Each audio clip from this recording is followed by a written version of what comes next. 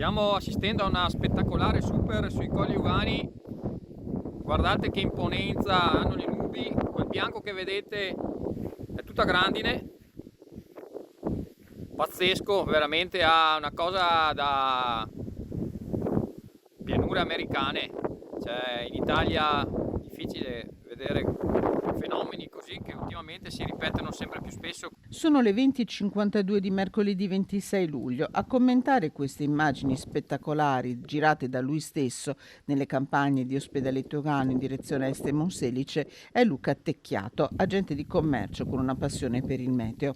Una supercella che ormai non è più l'eccezione sul Veneto e che nella serata di ieri ha portato grandine tra Teolo, Abano, Pozzonova e Monselice, dove è stato sospeso un concerto programmato nella Cava delle More. Veramente eccezionale. Qui siamo in direzione di est, vediamo quel muro di grandine e acqua, spettacolare. Con la grandinata di ieri salgono a 5 quelle piombate nel Padovano in 7 giorni. Una settimana fa la zona più colpita è stata l'Alta Padovana, dove dopo la grandinata di mercoledì 19 il vento ha aggiunto danni ai danni con la bufera del primo pomeriggio di sabato 22. Fenomeni simili non sono nuovi per la provincia di Padova, la novità è la frequenza con cui sempre più spesso si abbattono.